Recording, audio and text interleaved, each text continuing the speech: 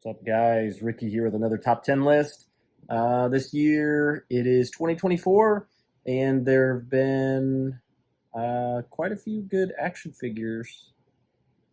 Actually, no. Okay, so this year I feel like has been a doozy for a lot of the action figure stuff this year, from what I collect, anyways. So this list is going to consist of Marvel Select, McFarlane, NECA. Um, so yeah, unfortunately, a lot of those didn't release a lot of figures this year. So we'll go through the list. We'll go through top 10, and I'll share with you the best ones that I've selected so far. So without further ado, let's get into it. Number 10, McFarlane Batman. So as you look at this one, this was I thought it was a pretty cool design. This one is obviously customized. So if you've been around this channel at all, you know I do some customs from time to time. So that is why this one looks a little bit different. But it had a lot of good textures, a lot of good details, a great sculpt, which McFarlane usually does. It's usually the paint applications it's lacking. So with this particular figure, I did add a little bit of extra silver to it, and a black wash just to kind of bring out some of the details and make it look more like armor. So, but yeah, what I liked about this figure is, like I said, the design was nice.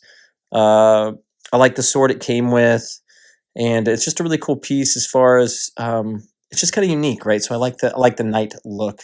Not superposable, but overall, it's a pretty solid figure from McFarlane Toys. Number 9, the Todd McFarlane and Spawn 2-pack.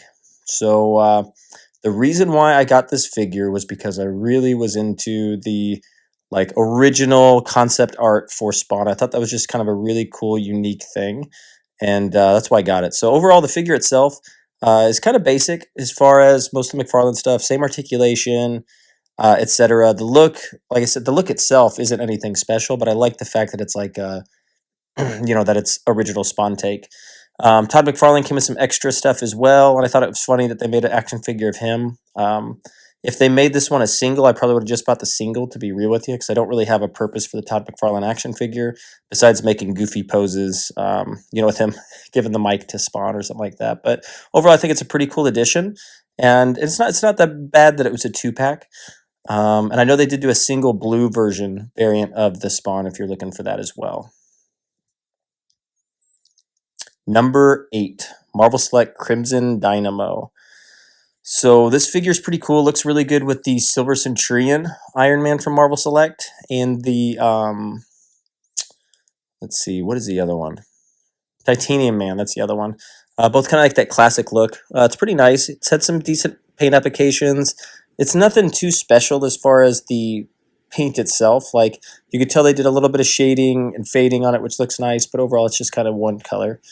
Now, what's interesting is this was the only entry that we had from Marvel Select this year, which I think is crazy because they have Annihilus coming out, they have Angel coming out, they have War Machine coming out, they have all these really cool figures, and I've already pre-ordered them, and they still haven't got here, and it's been a whole year. So this is kind of the only entry that we have, so that's why I was kind of bummed that this is it from Marvel Select. But overall, figure itself, cool head sculpt, cool armor, very good. Okay, number 7, the McFarlane Spawn from Call of Duty. So this one is number 7, just for the fact that it's a cool figure.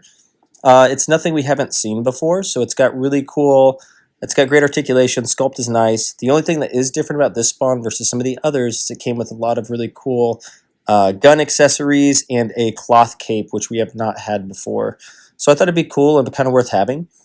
Like I said, if you haven't picked up a Spawn before, this would probably be a pretty good one to pick up, and it's at your Targets. That's where I found this one, and I think it's you know, it's pretty neat to have the cloth cape. I still, for me, I know some people prefer the cloth. I still prefer the plastic, just because I think I like the sculpt and the little stuff they do there, because I think that looks really nice. But overall, it's not bad to have one, and it comes off, so you can have just a Spawn with weapons. And that's actually a pretty cool look as well. Number 6, McFarlane, the Commando Spawn version from Call of Duty. And I like this one a little bit more than the previous, just because I think it's more of a unique design. So it's kind of like the Commando Spawns, but like really beefed up. So what I like about it is it came with a lot of accessories. You got a bazooka, you have some really cool weapons. I like the headset. I think that's a nice little touch there. And it just slides on so you take it on, take it off. I love the armor. And they actually blackwash some of the stuff on that too, which I thought was really cool because a lot of times they don't do that with those figures. But yeah, overall I thought it was a pretty cool design.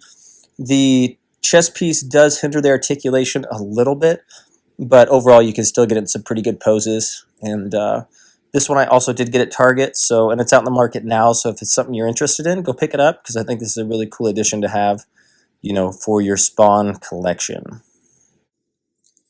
Okay, number 5 was the NECA Bear Blood Feral Predator. So this was a Target exclusive when it came out, and was one of the ones that was actually pretty hard to find. A lot of people didn't have any luck, and it was funny because when I found this one, I looked at this Target. They didn't have it because I heard that it's coming out, which nobody knew about. Left, and then for some reason the next day I was like, let's go back to that Target. And that seems like a dumb idea, but what's funny is I went there and there was one on the shelf, which is crazy. But I think it's a cool Predator. It's the same exact design as the regular Feral, which was my number 1 pick, I believe, last year. You can quote me on that. Don't quote me on that. You can watch the video. But it was like my number 1. And I think the Bear Blood is just a cool kind of variant. I like that it's translucent. The blood concept is cool. Came with a ton of extra weapons, which you can use with the regular Feral Predator. So I am a big fan of that. Now, the thing that I don't necessarily like about it is the fact that it didn't. I think it would have been cool to actually come with the bear if it was a 2-pack. I know a lot of people were talking about that, but overall, I think it's a pretty good make though, and it's something that's kind of unique. So it's cool that it's a little bit of an exclusive. Okay, number 4 was the NECA Camo Reveal Feral Predator. So these two are both up on the list next to each other, but I thought this one was a little bit cooler than the Bear Blood, just because I really like what they did with the cloaking effects. So it's more translucent than the Bear Blood, because the Bear Blood had a lot of blood of it, obviously. But like if you look really close, like look at that, like on the head, like you have this really cool bone artistry, but then you have around the outsides, you have that little hexagon pattern. And I don't know how they did that. I assume it's just a print. They maybe printed on there because I don't know if they painted it that way. It's just wild, so it's really cool. So same exact design, but yeah, they didn't do anything extra essentially, just besides that that overall design. But I did think the camo reveal was a really nice touch, and the same thing as the other one. Like it came with a lot of extra weapons that you can use for your regular Feral Predator, so that you have a plethora now of weapons for that. Okay, number 3 is Storm Collectibles MKX Goro. So this was my first Storm Collectibles action figure that I bought, and I hesitated about getting these because they're expensive, and I just wasn't for that necessarily. But when I saw this image come up, I was like, that thing looks sick. It looks very realistic, and I was just sold on it. So I decided to buy it. I pre-ordered it when it came out, and yeah, when I got it in hand, I could see why people collect these. Very cool figure. Came with a lot of cool accessories as well. Paint applications, the sculpts, everything about it is nice. And the articulation is actually really solid for a figure like this too. The only gripe that I had is that they did have like a soft chest. It's like a rubbery kind of material, which is fine and it looks great. But the problem is that it gaps really bad depending on certain poses that you do. So that's the only hindrance that I had.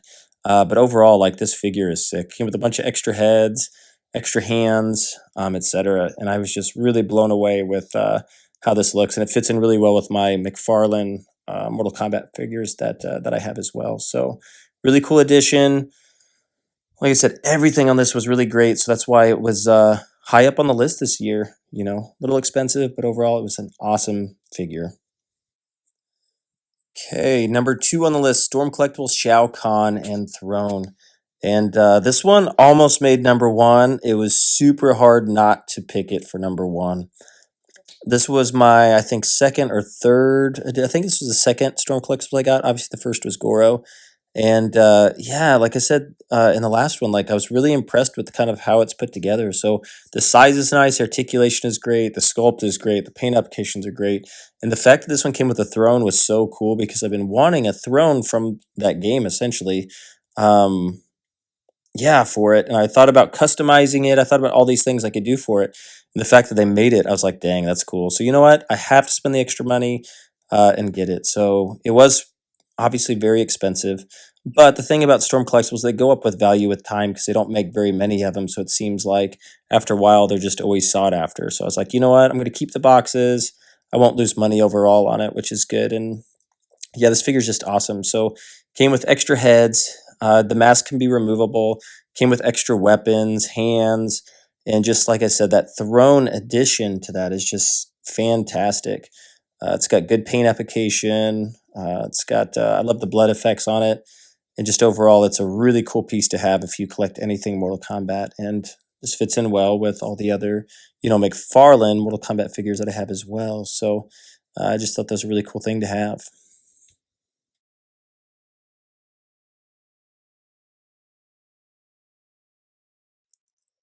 And coming at number one was the McFarlane Medieval Spawn, the Kickstarter that they released. So this just snuck in at the very end of the year, right before holiday time. And this is the blue edition. The black edition has not came out yet. So I got this figure and I knew it was going to be cool. I knew it was going to be awesome, but having it in hand is just insane. So if you look at it, this is honestly half the price of the Storm Collectibles, right? So I think it ended up being like $60, which seems expensive, but the detail you get, the paint application, we got tons and tons of accessories and weapons that came with it, which I thought was fantastic. And even the articulation on this is solid. And they did a lot of cool things on here too. So the thing I liked about the feral predators initially was I love that they magnetized things. You could put weapons and stuff on the back that were magnetic, and there you go. Now with this one, what's really cool is the gauntlets are magnetic, the shield is magnetic, and it's awesome because what you can do is you can literally just replace it and take stuff off, put it back on just here and there, which is awesome. So it's weird to get used to though, because when you're trying to pose it and stuff, and sometimes the gauntlet will come off because you're used to it being pretty solid. But what's great is like you can trade it out just like that. And the box it came with, can't even talk enough about the box. So the box, it's a nice little open box where you can open it up. You have foam insert inside that has all the pieces that go in those foam inserts. You don't have to worry about your weapons, um, warping or anything like that. And like I said, it came with a lot of extra heads, a lot of weapons, and overall, it was a really, really cool Kickstarter campaign. And McFarlane, I don't know how he does it, but he releases things so fast. He promised holiday, and the Kickstarter didn't even come out that long ago, and yeah, it didn't disappoint. It was fantastic. So that did win number one on the list this year for 2024. But like I said, this year's been a weird year for at least the stuff I collect, where Marvel Select only released one model this year, which was kind of a bummer because they released a bunch the year before, and Marvel Select did really well on my list last year and the year before that. McFarlane obviously kept continuing to release things, but he stopped doing the Mortal Kombat line, and he stopped doing a lot of the Spawn line too. So like the waves, like the Spawn waves that he was continuing to do, I thought were fantastic, and the fact that he stopped it kind of was a bummer to me. So we did get the Call of Duty ones and stuff like that, but I hope he brings back some of those because there's a few characters that I would love to see fully articulated like that.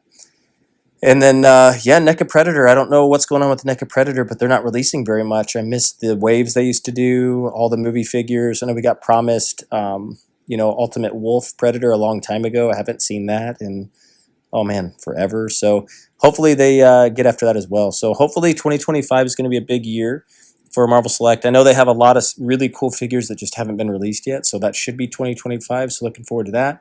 But overall, yeah, thank you all so much for tuning into the video. I love doing these videos.